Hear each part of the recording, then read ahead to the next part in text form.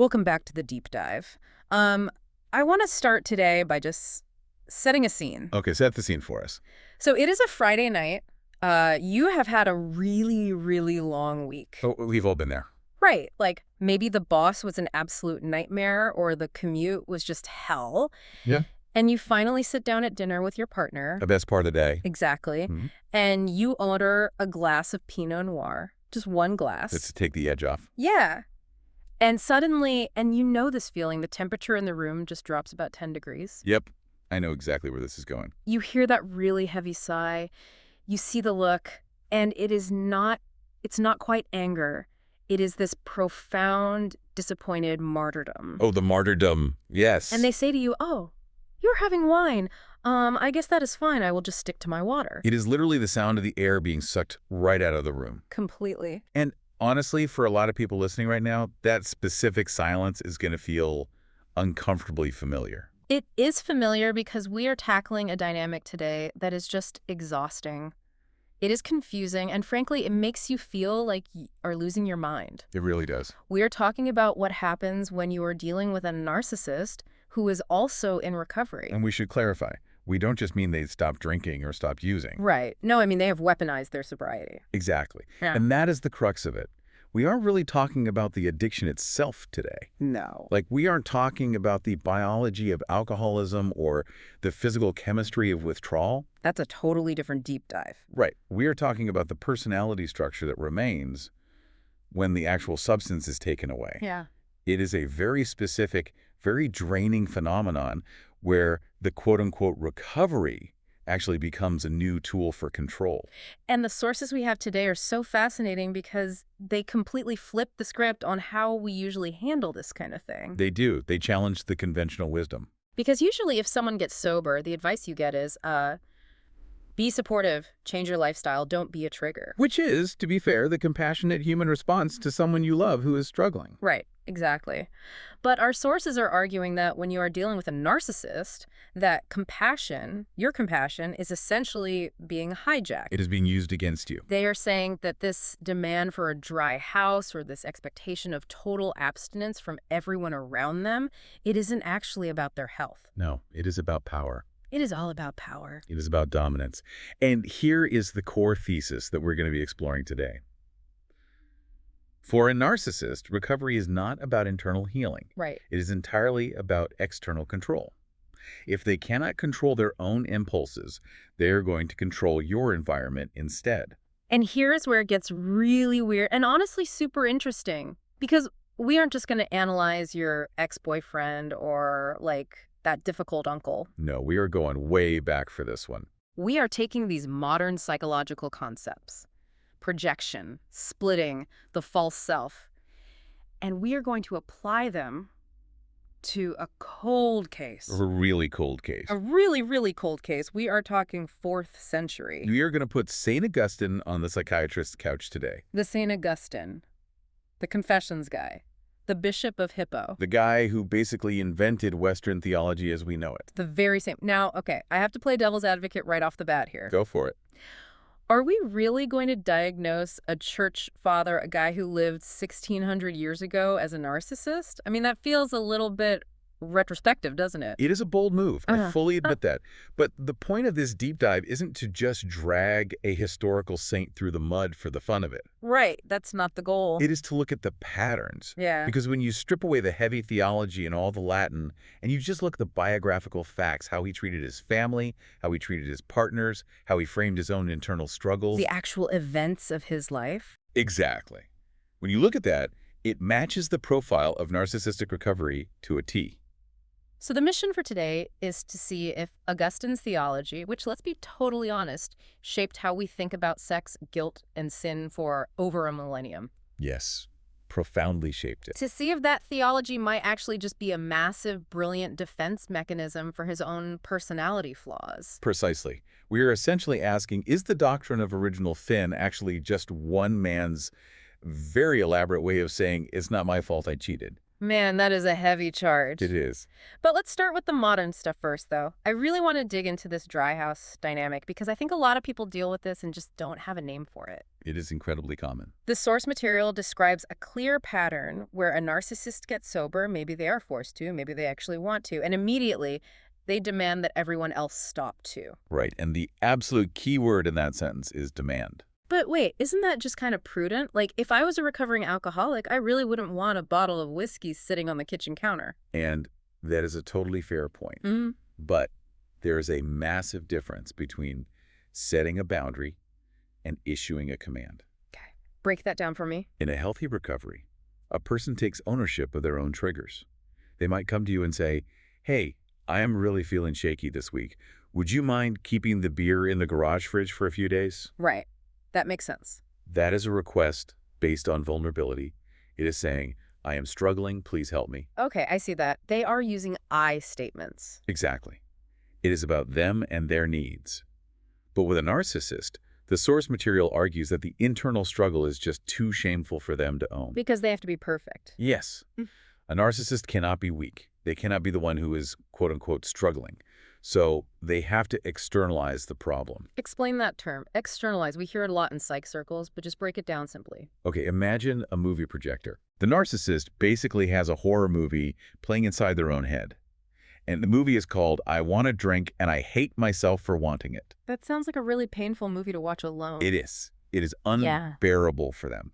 So instead of watching it, they turn on the projector and they shine that movie onto you. Wow. So now I am the movie. You become the screen. Instead of I am tempted, the narrative becomes you are tempting me. Oh, wow. Instead of I have a craving, it becomes you are being incredibly disrespectful by having that glass of wine. So they take the internal conflict and turn it into an external attack. Exactly. Mhm. The bottle of wine on the table isn't just a beverage anymore. It is a weapon that you are actively wielding against them. So it shifts the blame entirely. If they end up relapsing, it is not because they lack impulse control. It is because I was insensitive enough to order a Chardonnay at dinner. Precisely. It entirely shifts that locus of control. They are no longer responsible for their sobriety. You are. That is terrifying. It creates a terrifying environment where you are constantly walking on eggshells. Yeah. Because you are now the designated keeper of their incredibly fragile ego. And the sources talk about this sudden shift to the moral high ground. And I have definitely seen this happen in real life. Oh, we all have. You know the guy who is literally the town drunk on Tuesday, and by Friday he is the president of the Temperance Union. It is the whiplash. It happens so fast. Well, yes. Why is it so fast? That speed is the major clue. Mm. Real, genuine character change takes time. It takes introspection. Right. But this isn't character change. It is a costume change. A costume change. I like that. When a narcissist loses their vice, whether that is booze, drugs, gambling, sex, they feel a massive loss of power. They feel naked and vulnerable. Think we need a new armor. Exactly. To cover that vulnerability up, they just grab the nearest cloak of power they can find. And in our society, that is usually moral superiority. So they go straight from I am the wildest guy at the party to I'm the only disciplined, enlightened person in this entire room. Yes. They have to actively devalue the thing that they can't have anymore. If they cannot drink, then drinking must be inherently evil. And by extension, anyone who does drink is weak. Weak, unenlightened, sad, pathetic. It allows them to look down from a pedestal at the people who are essentially just doing what the narcissist secretly wishes they could still do. It is literally just sour grapes. I can't reach the grapes, so the grapes must be rotten. Aesop was definitely onto something there. It is a classic defense mechanism to protect the self from feeling deprived.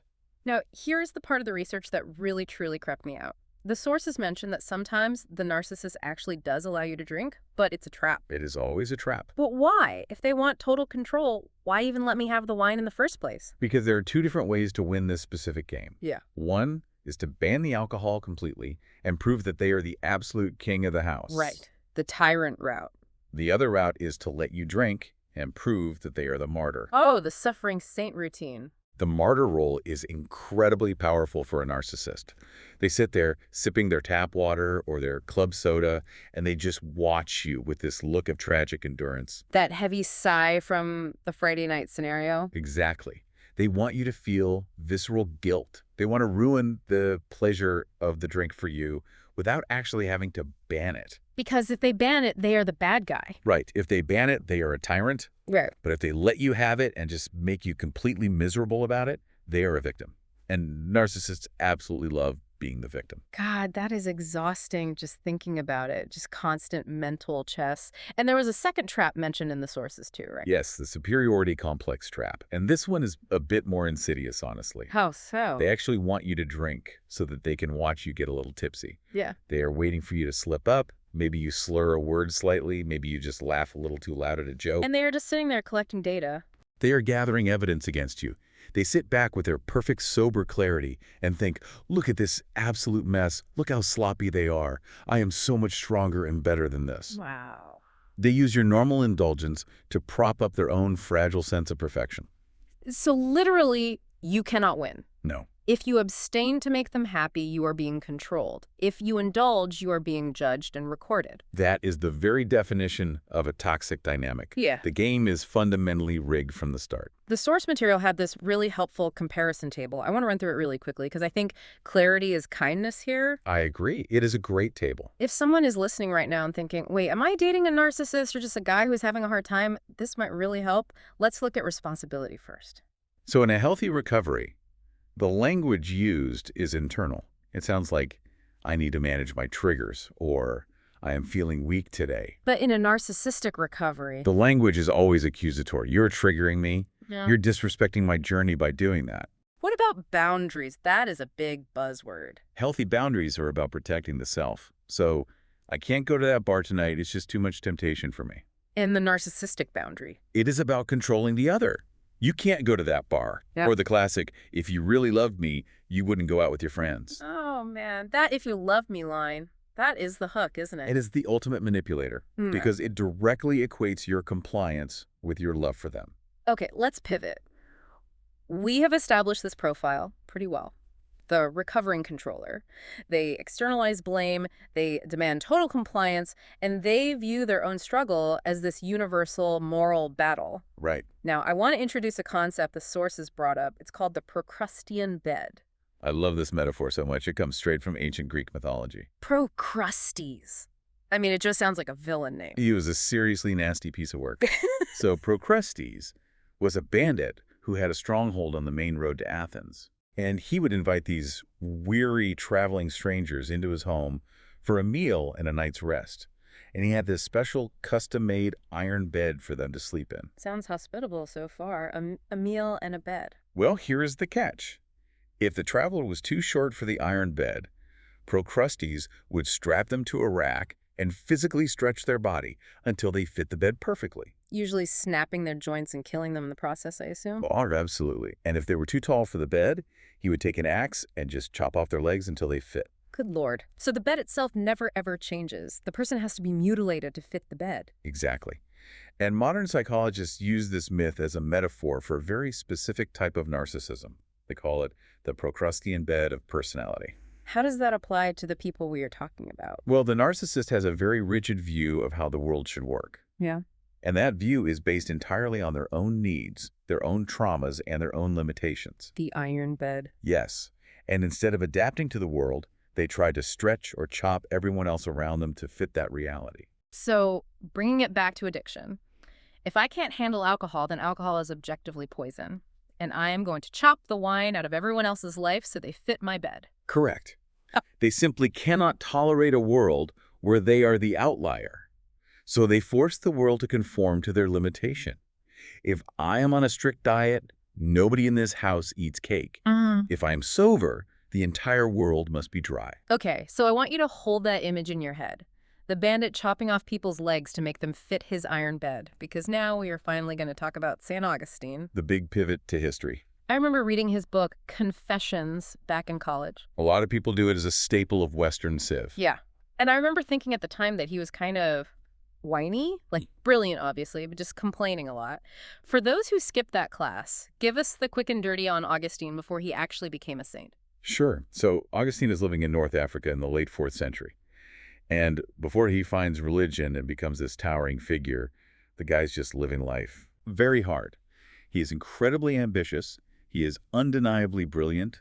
And he is, by his own repeated admission, absolutely obsessed with sex and social status. He definitely wasn't a monk. Far from it. He had a long-term common law wife. He was aggressively climbing the political and academic ladder. He was hanging out with a group called the Manichaeans. Which was sort of the cool, edgy, philosophical cult of the day, right? Exactly. It was the trendy thing for young intellectuals. But the thing he writes about most, the thing that haunts him, is what he calls his slavery to lust.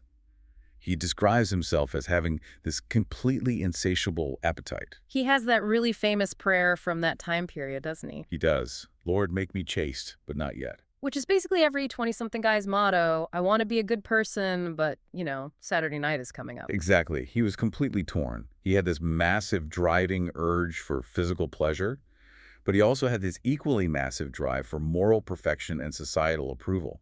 And those two things were at war inside him. So he felt out of control. He felt like his sexual desire was a literal chain that he just couldn't break. So he actually fits the modern addict profile. I mean, even if it wasn't heroin or alcohol, it was a dopamine loop. Absolutely.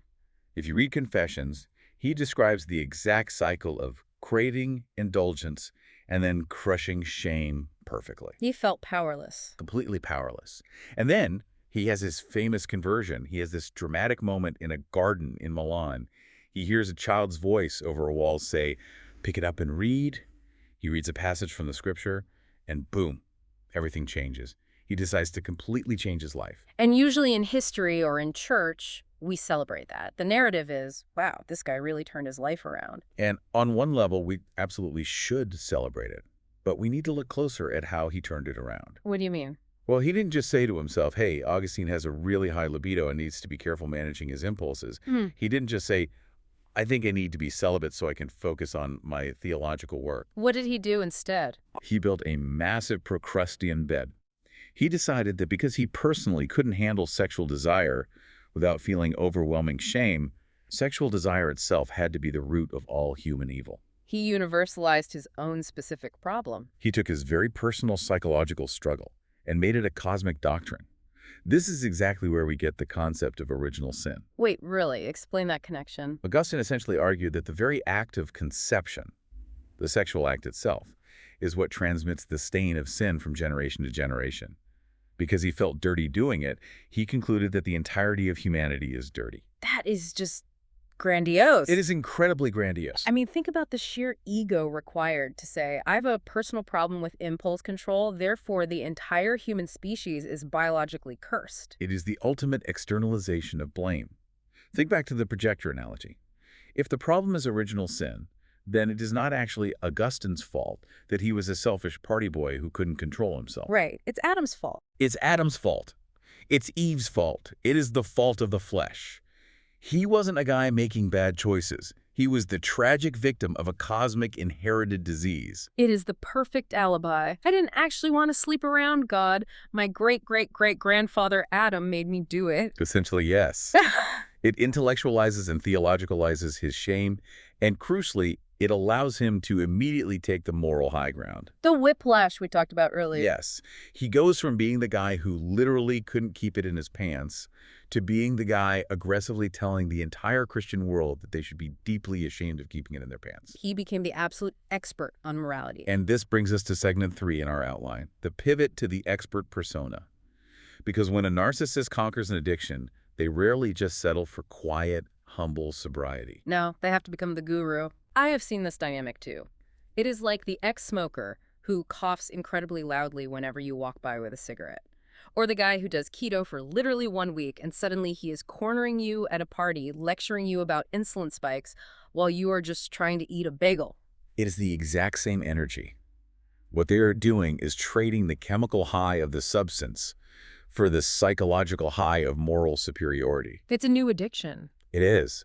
Augustine became the fiercest, most vocal advocate for extreme asceticism. He wrote volume after volume about how vile and disgusting the flesh is. But isn't there a massive lack of empathy there? I mean, going back to the bagel example, if I am eating a bagel and enjoying it and you are screaming at me about carbs because you personally can't handle them, you are entirely missing the fact that my body is fine with it. And that lack of empathy is the absolute tragedy of the narcissist. They literally cannot conceive of a reality that is fundamentally different from their own internal experience. The sources used a great phrase for this. Yes. If it's poison for the king, It must be poison for all the subjects. No. So, if Augustine looks at a normal, happily married couple, He simply cannot see their love. He cannot comprehend that they might have a healthy, moderate, truly joyful physical relationship. When he looks at them, he just projects his own dark movie onto them. he sees his own chains on them. Yes, he automatically assumes they are just as enslaved, just as guilty, and just as miserable as he used to be. This is that projective identification concept again. Exactly. And the sad part is, he actually needs to believe that they are miserable. Why? Why does he need that? Because if they aren't miserable, if they can have sex and still be holy, if they can have a glass of wine and still be good people, then Augustine's massive sacrifice is completely meaningless. His whole identity crumbles. His entire fortress of solitude falls apart. He desperately needs them to be terrible sinners so that he can remain the towering saint. Now, I do want to pause here for a second, Huh. because I can almost hear some historians or theologians screaming at their phones right now. Let's address them. The sources did mention a counter-argument to all this. Oh. They brought up the moral injury theory, like maybe he wasn't a narcissist, maybe he was just deeply traumatized. It is a completely valid counter-argument to consider. Moral injury happens when you violate your own deep conscience so severely that it essentially breaks your psyche. Okay. Augustine clearly felt deeply betrayed by his own body. He felt trapped by his urges. So the argument goes, maybe his extreme theology was just a severe trauma response. He was building a wall so incredibly high that he could never, ever fall over it again. Which is very understandable on a human level. Like, if I got viciously bit by a dog, I would probably build a really big fence around my yard. Right. It Yeah. makes sense. Yeah. But here is the critical distinction that the source material points out. A normal person dealing with trauma says, I can't be around dogs anymore. And the narcissist. A narcissist says, because I was bitten, all dogs everywhere must be euthanized. Oof. Wow. Okay. That is a very clear line. The crossing of the line is the insistence and the imposition. Augustine didn't just quietly choose celibacy for his own peace of mind. He aggressively fought to make it the mandatory standard for the clergy and the ultimate moral ideal for absolutely everyone else. He legislated his own trauma. Yes. He wanted to force his trauma onto the entire world. And that is exactly where it shifts from being a moral injury to being a manifestation of narcissism. Let's go a little deeper into the psychology of this. Segment 4 of our research talks about the idea of the betraying body, this concept that the physical body itself is the enemy. This is a textbook splitting technique. Is he splitting? Yes. If you have a narcissistic personality structure, you desperately need to view yourself as perfect. But you also have these messy human urges, addiction, lust, anger. So how do you reconcile being perfect while doing imperfect things? How did I do it? You split yourself in two. You create the true self, which is your mind, your will, your pure spirit. That part is entirely good. And then there's the body, the meat suit you're trapped in. And that part is entirely bad. So it is kind of like alien hand syndrome. Hey, I didn't pour that drink. My hand just poured it. Exactly that. My flesh betrayed my pure intentions. It allows them to perfectly maintain their moral superiority even when they are actively failing. I genuinely want it to be good, but my biological body is just a vessel of sin. It completely removes all personal agency. Completely. And if you follow that logic, it leads to a very terrifying totalitarian mindset. How so? Well, think about it. If you cannot even trust your own physical body, how can you trust anyone else's body? Oh, I see. If your own natural gut instincts are inherently sinful, then everyone's gut instincts are sinful. Therefore, humanity cannot be trusted with freedom. We need strict, rigid, unbending rules to control all these dangerous, unpredictable bodies. It sounds like he was designing a police state for the human soul. That is a profoundly accurate way to describe it. And Augustine basically laid the architectural foundation for that police state. Okay, we really need to talk about the concubine now. Because up until this point, a lot of this has been a bit theoretical. We have been talking about high-level theology and psychology.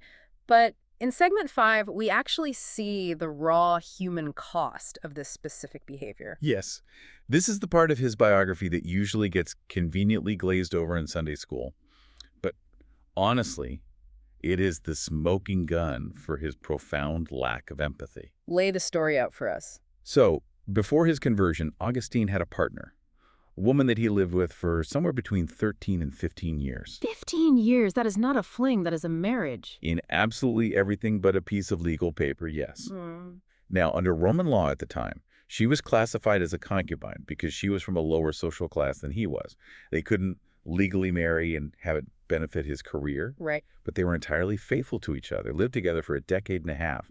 They even had and raised a son together, a boy named Davis. So this was his actual life partner and the mother of his child. Yes. But Augustine was incredibly ambitious. And his mother, Monica, who, by the way, is a whole other fascinating psychological deep dive all on her own. We will save her for another day. Definitely. But Monica desperately wanted him to advance in his political career. So she arranged a proper, legally binding, high-status marriage for him. Who is the new girl? A young heiress.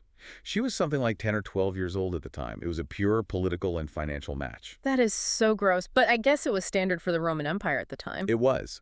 But to make this lucrative marriage happen, the concubine obviously had to go. Augustine had to be, quote-unquote, cleaned up for high society. So what did he actually do? He sent her away. He shipped her all the way back to North Africa. What about their kid? He kept their son. She was effectively exiled from her partner of 15 years and separated from her only child. It's just tossed aside. Yes. Now, in his famous book, Confessions, Augustine actually writes about this event. He says that his heart was cut and wounded and shedding blood because he loved her so deeply. He spends paragraphs talking about how much he hurt. Notice the pronoun there. How much he hurt. Exactly. He centers his own pain. But here is the historical detail that just chills me to the bone. In that entire massive book, across hundreds of pages and thousands of words, analyzing his own soul, he never once writes her actual name. Wait, seriously, we don't know her name. We do not know her name.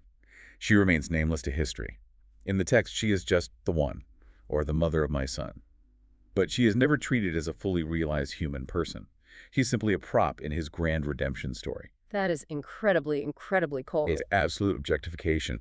The source material argues that for the classic narcissist, other people aren't really people. They are objects. They are substances. Like a drug. Yes. She was essentially the substance that he used for sex, stability, and comfort for 15 years. And when he decided to get clean, or in his specific case, get holy and politically ambitious, he just discarded the substance. Literally like throwing an empty wine bottle into the recycling bin. Exactly like that. And the fact that he focuses entirely on his own pain, like, look how much spiritual suffering I endured by heroically letting her go. Oh, yeah. Without ever truly acknowledging the absolute world-ending devastation he inflicted on this woman who was ripped away from her child. Staggering. Is the ultimate narcissistic blind spot. In the movie of his life, he is the tragic hero, the main character. She isn't even a supporting actress. She's just a deleted scene. Man, that really fundamentally changes how you read the whole saint part of his title. It really sounds like he sacrificed her on the altar of his own career and ego and then just labeled it piety. And that is exactly the danger of the expert persona we discussed. When you reach that level of grandiosity, you can flawlessly reframe your raw ambition as holiness. You can reframe your outright cruelty to others as necessary spiritual discipline. So, bringing this all together in segment 6, the prevailing theory from our sources is that Augustine's theology, this massive, complex system that millions of people still implicitly believe today, is basically just a fortress. A fortress he built to protect his own ego from his own nature. It is a personal defense mechanism that got codified into universal religious law. If we run through the diagnostic checklist from the sources, it all clicks into place. Let's run it. Splitting. Check. My pure spirit is good. My gross physical body is bad. Externalization of blame. Check. My sin is an inherited genetic disease from Adam. It is not my actual choice. Devaluation of others. Check. All worldly pleasure is filth, and anyone enjoying it is lost. Entitlement. Absolute check. My specific, highly personal, emotional journey is the exact blueprint for all of Christendom. I mean, it is a really harsh reading of history. Because the guy was undeniably a genius. He wrote absolute masterpieces. City of God is an undeniable work of literature. Oh, absolutely. But we have to remember that extreme intelligence and deep narcissism are not mutually exclusive. In fact, they very often go hand in hand. Because they're smart enough to justify it. Precisely. A brilliant narcissist can rationalize their toxic behavior infinitely better than an average person can. Augustine was smart enough to build a towering, brilliant theological system that perfectly justified his own internal war. But the tragedy is that he trapped the rest of us inside his system. Exactly. The problem isn't that he built the fortress. The problem is he locked the doors and trapped the rest of Western civilization inside it with him. And that is really the so what of this entire episode, isn't it? It is. We are quite literally still living in the long shadow of Augustine's Procrustean bed. Think about the cultural impact. Think about how many people right now feel deep, irrational shame about perfectly normal things. Right. Shame about sex, even within healthy, loving relationships. Shame about their bodies. The pervasive idea that any kind of physical pleasure is inherently suspicious or dirty. The intense moral guilt surrounding addiction, rather than viewing it as a medical issue. A huge amount of that cultural DNA comes directly downstream from Augustine. So we are still letting a 4th century recovering sex addict with control issues tell us how we should feel about our own bodies today. Correct. And if you bring it all the way back to the modern day, to the listener who is maybe dealing with a partner who is doing this exact thing right now, it profoundly validates your reality. Because if you are dating a guy like this, or maybe you have a parent acting like this in their recovery, they actively make you feel crazy. They gaslight you. They make you feel like you are the fundamental problem just because you want to have a single glass of wine at dinner, or you want to go out to a concert, or you just want to live a normal, balanced life. They use their recovery as a weapon. They use it as a cudgel to beat you into total submission and compliance. And seeing this pattern, seeing that even a literal saint did the exact same manipulative things, it really helps you realize something important. It helps you realize, oh, this isn't actually about the alcohol. This isn't even about God or morality. This is just about control. And once you can clearly see it as a mechanism of control, you can finally start playing their game. You can refuse to lie down in the iron bed. You can stand your ground. You can look at them and say, I fully support your recovery, and I want you to be healthy. But I absolutely will not let you chop off my legs just to make yourself feel taller. I really love that. I will not let you chop off my legs. I think that has to be the mantra for anyone dealing with this. It has to be. You have to protect your own reality. Well, we have covered a truly massive amount of ground today. From the Friday night dry house rule, all the way back to ancient Rome, and into the psychology of the false self. It was a pretty intense journey today. It was. But I want to leave you, the listener, with one final thought to mull over as you go about your week. We have spent this entire hour systematically deconstructing a recognized saint. And for some, that can feel a bit uncomfortable. It can, but I think the core question we are asking here is incredibly valid and necessary. What is that final question for them? Just think about this. How much of what we accept as objective morality, the really big rules, the universal thou shalt nots of our culture, how much of that is actually objective truth? Right. And how much of it is actually just the lingering echo of one brilliant, deeply flawed man 1,600 years ago, frantically trying to build a wall to keep his own personal demons out? It is a question that might honestly change how you look at everything from history to your own relationships. If you are dealing with the Procrustes in your own life right now, good luck out there. Keep your legs. Thanks for joining us on The Deep Dive. Thanks for listening.